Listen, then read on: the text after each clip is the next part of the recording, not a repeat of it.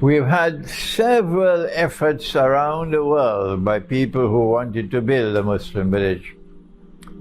I remember an effort in Tunisia, and they already got the land, about 600 acres of land, beautiful land, but the effort did not succeed.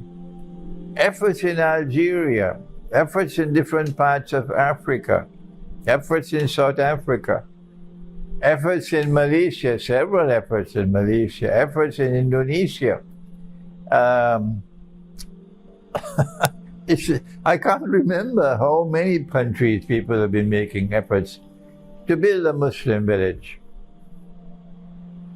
But my students in Pakistan must be commended that they have finally, in several parts of Pakistan, I will not offer any information of where these projects are located. That would not be sensible. But in several parts of Pakistan, my students have been at work, and I'm surprised at their progress, yes. In acquiring land and in building a project, seeking guidance how to proceed with the project of building a Muslim village. In two of these projects, I have a parcel of land to build my own little hut, in fact. Why do we need a Muslim village?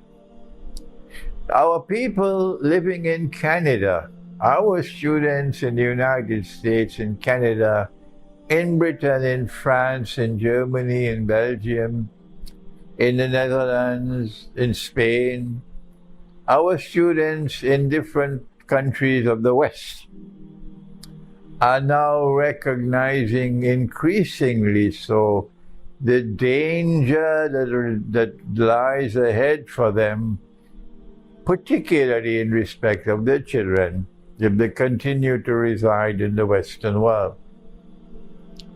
Modern Western civilization, the cities, that the chances are more likely than not that you're going to lose your children. And when you make an effort to save your children, then they will do what they did to I call them my grandchildren in Sweden. The state then took the children by force from the parents. And there's nothing you could do about it. Who will you complain to? And so, what has happened in Sweden to my own students, Ismail and his wife, is a wake-up call for all the rest of you. What happened to them, that they have lost their children. It's months now they've not been able to see their children, no access to their children. That's what Sweden has done. And what Sweden is doing today, the rest will do tomorrow. That's right. You cannot establish an Islamic school where you can teach your children proper philosophy of gender, that Allah created only the male and the female. Of course, the Pakistan National Assembly doesn't know that Allah created only the male and the female, only two genders. The Pakistan National Assembly get their guidance elsewhere, but we get it from the Qur'an. Yeah, all those in the Pakistan National Assembly or Parliament who voted for that nasty resolution, I don't know where they get their guidance from. But we get our guidance from the Qur'an, and Allah creates only two genders. The Qur'an speaks of only two genders, the male and the female. And the Qur'an speaks of marriage between a man and a woman, and prohibits homosexuality and lesbianism. But an Islamic school cannot teach that. You'll be arrested. The Islamic school is prohibited from teaching that. No, a man can marry another man and get a marriage certificate. That's the modern world. And you will have to send your children to a school that's teaching that. Of course, there are those who don't care two peanuts for their children. There are those who don't care two peanuts for their children. They can go to any school they want, but there are others who love their children and who want to protect their children from this garbage that a man can marry another man and get a marriage certificate, that a child can have two daddies and a child can have two mummies. There are parents who will not accept that for their children. Let the rest go their way. But you who love your children and want to protect your children, you are increasingly realizing that you have to make hijrah out of the West. And if you want to make hijrah out of the West, you want to go to a protected environment. People who are like-minded. And that's why the projects in Pakistan today, I will say one thing about them. They are mostly in the mountains of the north of Pakistan. I'm not going to say anything more than that. So if you are interested in joining and getting land in one of these projects in the north of Pakistan, then you'll have to send an email to me. You'll find my email address at the bottom of the screen. And when you send the email to me, then I will put you on to the projects, and they will then give you all the information you need. We will not put that information in public. We pray that Allah might bless and protect these Muslim village projects. One more thing. Where it is possible for us to reach out to our Hindu brothers, to our Christian brothers, even to Jewish brothers, to build a village or a community in which there is a multiplicity or diversity of faiths. But we all live with a fraternal relationship with each other. And the profile of those who live in this village is that we recognize absolute truth that comes from the Lord God. Number one. Number two, we recognize that there is a religious way of life which has come with that absolute truth, and we want that religious way of life in our village. And number three, that we recognize that oppression has absolutely zero role, zero place, nothing, no place whatsoever for oppression in our village and our way of life.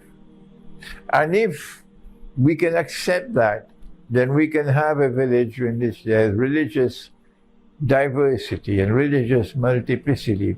And we can show the world that a Muslim and a Hindu, a Muslim and a Christian, a Muslim and a Jew, a Muslim and a Buddhist, all of us can live together fraternally and in peace. So I look forward to receiving your emails if you're interested in making hijrah to a Muslim village. How do we go about moving to a Muslim village? Do you encourage people to move to an already existing village, or should we create our own? Some people are concerned that by creating and moving to a Muslim village, they'll become sitting ducks to be bombed and destroyed.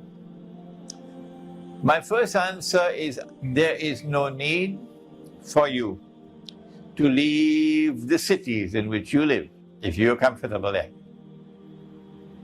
If you have eyes and you can't see women dressed and yet naked, if you have eyes and yet cannot see women dressed like men, if you have eyes and yet cannot see the tall buildings, you cannot see alcoholism and drug addiction, you cannot see rampant prostitution, you cannot see genetically modified food and food corruption, you cannot see the corruption of education all around you in the cities, and you are comfortable in the cities. You do not see religion receding in the cities and godlessness taking over the cities. If you can't see these things and you want to stay in the city, I am not asking you to leave the city. No, you can stay. That's your choice. But we can see what you can't see. And when we see these things of which I've just made mention, we know it's time to move. If you don't want to move, then don't move. But why do you stop us from moving? Our perception is that this ship is sinking. Our perception is that nothing can stop this ship from sinking. Our perception is if we are on board a ship that is sinking and we cannot prevent it from sinking, then common sense, elementary common sense, is that we should get off the ship. And that's what we're doing in moving to a Muslim village. If you don't want to do that, if you want to remain on board the sinking ship, go ahead and stay there. We're not forcing you to leave at all. That's your choice. When the ship sinks, you will sink with it. When we move to the Muslim village, when we withdraw from the city, we are following Surah Al-Kahf, which is the surah of Islamic eschatology. And in that surah, the young men left the city, left their homes, and withdrew to a cave. And Allah says in Surah Al-Kahf, وَإِذِ اعْتَزَلْتُمُوهُمْ بَعْدَ أَعُوذُ بِاللَّهِ مِنَ الشَّيْطَانِ الرَّجِيمِ وَإِذِ اعْتَزَلْتُمُوهُمْ وَمَا يَعْبُدُونَ إِلَّا اللَّهِ. And when you withdraw from them, when you turn away from them, and from what they worship beside Allah, their godlessness, فَأُوا إِلَى الْكَهْفِ, flee to the cave. يَنْشُرْ لَكُمْ رَبُّكُمْ بِرَحْمَتِهِ وَيُحَيِّ لَكُمْ مِنْ أَمْرِكُمْ مِرْفَقًا. When you flee to the Muslim village, Allah says He is going to protect you. He's going to, the exact words is He going to shower you with His mercy. How can you be sitting ducks when Allah promises to shower you with His mercy? If you are attacked in the Muslim village, well, was He not attacked in Makkah? Did He not make hijrah? And so if we attack, we make hijrah until we go to a place where we have safety. Companion of the Prophet ﷺ, whose name was Hudhayfah radiallahu ta'ala anhu, he said, the others used to ask the Messenger of Allah about the good, but I used to ask him about the evil. And so I asked him, all of this information you'll find in my book, One Jamaat, One Amir, which is outside. I asked him, O Messenger of Allah, after this period of goodness that we now have, will there be evil after this? He said, yes. And I asked, after that period of evil, would there be good? He said, yes, but it will not be pure, it will be tainted. And then after that, would there be evil? He said, yes. There would be people who would belong to this ummah of Muhammad ﷺ, who would be inviting the Muslims into the door to the hellfire. Yeah. People belonging to our ummah, who will be inviting the Muslims to enter into the door of Jahannam. And they will be going through that door and entering into Jahannam. Meaning, those who are misguided as leaders of the community. Misguided. What should I do, O Messenger of Allah, if I am alive at that time? How can I protect myself? The hadith continues, Sahih Bukhari. He said, you must hold on to the jama'ah, and you must hold on to the Amir. But he himself, sallallahu ta'ala alayhi wasallam, in another hadith in Sahih Bukhari, he anticipated that the Khilafah was going to disappear. Yeah, it is there in Sahih Bukhari. Kayfa antum? What a wonderful time that would be.